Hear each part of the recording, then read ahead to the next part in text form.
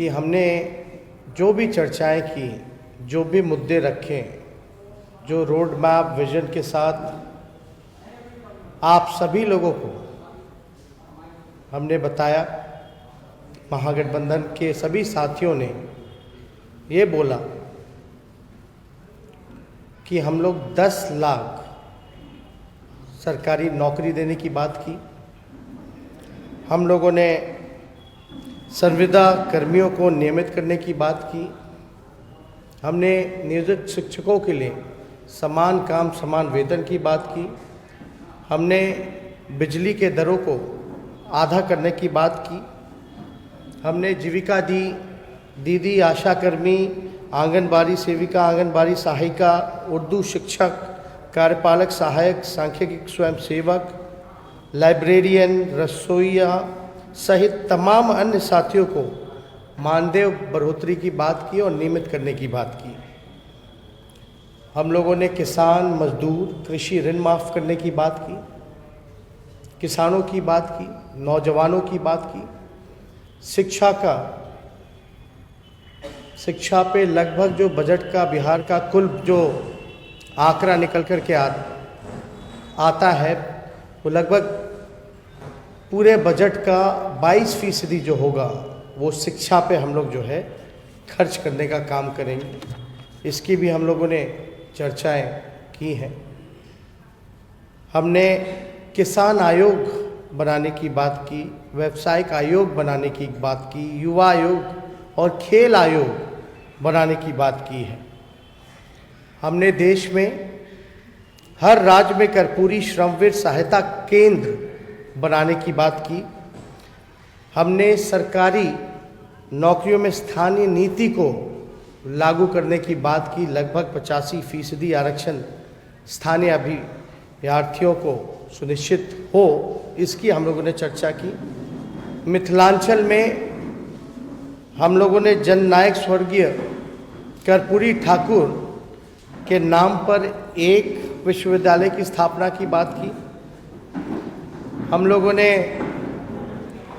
बिहार के सभी इलाकों, खास तौर पर सारहन, तिरहुत, सीमांचल, मिथिलांचल और कोसी में प्रति वर्ष आने वाली बाढ़ के समाधान हेतु अंतर्राष्ट्रीय विशेषज्ञों के साथ मिलकर कार्य करने का निर्णय लिया है और इसकी भी हम लोगों ने चर्चा की है।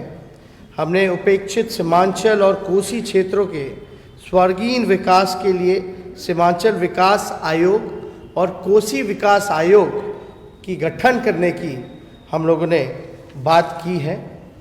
और आप लोग देखिएगा, जो बिहार की ज़रूरत है, जो बिहार के लोगों की इच्छाएं हैं, जो मुद्दे हैं ज़मीनी, जिससे बिहार बेहतर बन सकता है, अच्छी शिक्षा मिले, अच्छा अस्पताल हो, हर प्रमंडलीय में सुपर स्पेशलिस्ट हॉस्पिटल हो, इन सारी चीज़ों की हम लोगों ने चर्चा की है।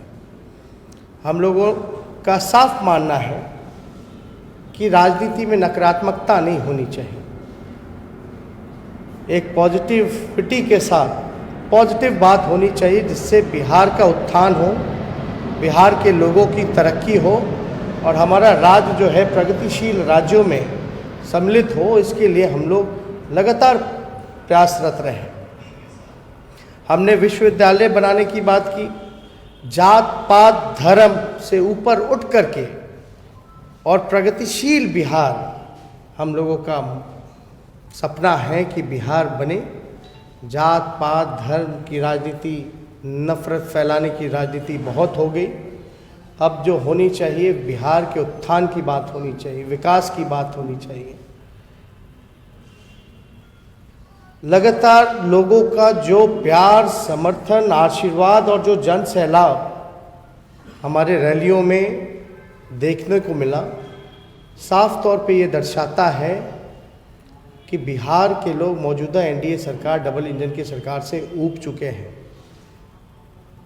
और मुझे पूरा भरोसा है कि मौजूदा जो सरकार है उसका जाना तय है और बिहार के लोग बदलाव चाहते हैं और बदलाव हो करके रहेगा। ये चाहे नौजवान हों, चाहे बुज़ुर्ग हों, चाहे महिलाएं हों, चाहे मजदूर हो, किसान हो, सभी लोगों ने, चाहे व्यवसायी हो, सभी लोगों ने ये मन बनाने का काम किया है। और लगभग आपको हम बता दें 247 जनसभाएं हमने की हैं और लगभग 4 रोड शो किया है। 251 जो हमारा कार्यक्रम रहा, इतने कम दिनों के अंदर जितना संभव हो सका उतना हम लोग जनता के बीच ज़्यादा से ज़्यादा कोशिश रही कि ज़्यादा से ज़्यादा जगहों पर जा कर के अपनी बात को, अपने विज़न को रखने का काम करें। लेकिन जनता में काफ़ी ऊर्जा, जोश और ख़ास तौर पे महागठबंधन के प्रति एक उम्मीद और एक आशा, एक विश्वास जो उनके बॉडी लैंग्वेज में झलक रहा था, मुझे पूर्ण विश्वास है कि बिहार की जनता बदलाव करेगी और जो हम लोगों ने विकल्प रखा है उसको चुनने का काम करेगी। कल जब हम रैली से लौटे, हमने बयान देखा आदरणीय नीतीश कुमार जी का। उनकी शायद पूर्णिया में दमदहा में एक सभा रही। उस सभा में वो मेरे ख्याल से आखिरी चुनावी सभा थी। उन्होंने बोला कि अब उनका आखिरी चुनाव है। हम ये कहना चाहते हैं बिहार के लोगों को कि हम शुरू दिन से एक ही बात कहते रहे हैं कि बिहार के मुख्यमंत्री थक चुके हैं, बिहार उनसे संभल नहीं रहा है और लगातार हमने इस बात को बार बार दोहराने का काम किया, क्योंकि मुख्यमंत्री जी इतिहास के बासी पन्नों में सिमट के रह गए और हम लोगों की चिंता वर्तमान और बिहार के भविष्य की थी। लेकिन मुख्यमंत्री जी ने जो बात हम लोग कहते रहे हैं कि थक चुके हैं, संभल नहीं रहा, कल की सभा में उन्होंने खुद ही घोषणा कर दी कि अब वो राजनीति से संन्यास लेंगे। उन्होंने कहा कि संन्यास लेंगे, उनकी आखिरी चुनाव है। लेकिन हम ये कहना चाहते हैं बिहार के लोगों को, जो व्यक्ति का आखिरी चुनाव है उनको वोट देने का कोई मतलब नहीं है, क्योंकि आप देखिएगा कि कोई काउंटेबिलिटी नहीं रह जाएगी। अगर वो 5 साल बिहार बर्बाद होता है आगे का, तो जिम्मेवारी किस पे आएगी? यानी वो पहले से ही पल्ला जो है वो झाड़ने का काम कर रहे हैं। और अगर आप देखिएगा कि जो चुनाव लड़ेगा ही नहीं, उसको वोट देने का मतलब ही नहीं है। हम लोग लगातार इस चीज़ों को बड़ी मजबूती के साथ जनता के सामने रखा है कि 15 साल बिहार की जनता ने मौका दिया, फिर भी बेरोजगारी दर बिहार का 46.6, डबल इंजन की सरकार में। बिहार में अपराध बढ़ा, बिहार में भ्रष्टाचार बढ़ा, लगभग 60 घोटाले हुए, 30,000 करोड़ का बंटा ढार हुआ। आप देखिएगा बिहार में किसानों की स्थिति दयनीय हो गई, मजदूरों का अपमान किया गया। डबल इंजन की सरकार ने शिक्षा को चौपट कर दिया। यहाँ के अस्पताल खुद आईसीयू में है। हल्का सा पानी हो जाता है, सांप बिच्छू आईसीयू में घुस जाता है, पानी भर जाता है, कुत्ता जो है वो शव लेकर के अस्पताल से बाहर लेके चला जाता है। इस तरह की घटनाएं हम लोगों ने देखने का काम किया। और नीतीश कुमार जी का ये कहना कि उनका आखिरी है, तो आप समझ सकते हैं कि वो हार मान चुके हैं और हमारी बात को उन्होंने मोहर लगाने का काम किया। नीतीश जी को हम इतना कहना चाहेंगे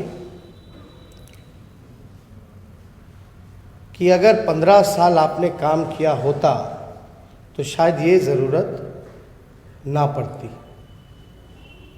अभी भी ग्रेजुएशन के लिए 3 साल से भी ज़्यादा का समय लगता है, कंप्लीट नहीं हो पाता।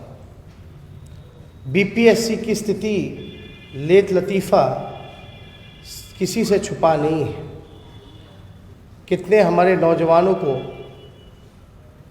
कष्ट उठाना पड़ता है, रिजल्ट नहीं आ पाते हैं, 4 साल 5 साल, कुछ होता भी है तो उसमें भी धांधली होता है। तो पूरे सिस्टम को कहीं ना कहीं से नीतीश कुमार जी ने, मौजूदा डबल इंजन की सरकार ने पूरी तरीके से ख़त्म कर दिखा है। और यही कारण है कि नीति आयोग की रिपोर्ट में बिहार हर एक सूचकांक में फिसड्डी रहा है, चाहे शिक्षा हो, चाहे चिकित्सा हो या कोई भी मामला। यही डबल इंजन की सरकार कहती रही कि बिहार को विशेष राज्य का दर्जा देंगे, बिहार को विशेष राज्य का दर्जा नहीं मिला, बिहार को विशेष पैकेज नहीं मिला। इसलिए हम सभी लोगों से ये आश्वस्त करना चाहेंगे कि हमारी सरकार बनेगी तो जो चीज़ें हम लोगों ने आपके सामने शुरुआत में हमने जो रखा, जो हमारा विजन है, जो संकल्प रहा, प्रण पत्र रहा, उसको हम लोग समय रहते उसको हम लोग पूरा करेंगे। और ये सच होने जा रहा है। इसलिए हम बिहार की जनता से ये अपील करेंगे कि जो विकल्प आप लोगों के सामने हम लोगों ने मजबूती के साथ रखा है उसको आप लोग चुनने का काम करें। और मैं आश्वस्त करता हूँ कि लॉ एंड ऑर्डर से हम लोग कॉम्प्रोमाइज़ करने वाले नहीं हैं। जो भी दोषी होगा उस पर ठोस कार्रवाई की जाएगी। किसी भी दोषी को, साजिशकर्ता को हम लोग बख्शने का काम नहीं करेंगे। तो ज़्यादा कुछ हम नहीं कहना चाहते क्योंकि सारी बातें लगभग हम लोगों ने हर जगह पे समय समय पे हम लोगों ने करने का काम किया है। तो जितने भी हमारे सोशल मीडिया और हमारे जितने प्रेस बंधु हैं, जितने भी उपस्थित लोग हैं, उन सभी लोगों को हम धन्यवाद करना चाहेंगे। लेकिन आपको एक बात कह कर के हम अपनी बात को समाप्त करेंगे कि कुछ लोगों को अपनी व्यक्तिगत रूप से चिंता है कि उनको किसी तरीके से 5 साल मिल जाए। उनको बिहार की 12 करोड़ लोगों की चिंता नहीं है। कुछ लोग अपना 5 साल देखना चाहते हैं, बिहार का 5 साल नहीं देखना चाहते। तो उम्मीद करेंगे कि बिहार के भविष्य को बेहतर बनाने के लिए आप लोग ऐसी सरकार चुनने का काम करें। इन्हीं चंद शब्दों के साथ जिसमें बिहार का हित हो, बिहार के लोगों की तरक्की हो, एक आदमी की बात ना हो, 12 करोड़ बिहार की जनता की बात हो। बहुत बहुत धन्यवाद। जय हिंद, जय बिहार। शुक्रिया नेता प्रतिपक्ष तेजस्वी जी, तमाम मंचस्थ हमारे वरिष्ठ सहयोगी, आप सब social media platform, main stream media platform के सभी साथियों का धन्यवाद। आपके माध्यम से ये इस संवाद के आखिरी में मैं सिर्फ इतना कहना चाहूँगा कि बिना किसी अफवाह के, तमाम साथी जो जुड़े हैं, बिना किसी अफवाह के को सुने, कान धरे। हमें वो तय करना है कि जो 2 चरणों की परंपरा रही है उसे आगे बढ़ाना है, उभार को बढ़ाना है और ये तय करना है कि विकास, नौकरी, संविदा कर्मी की बेहतरी के लिए आवश्यक है कि शांति, सौहार्द और भाईचारे का माहौल हो। जय बिहार।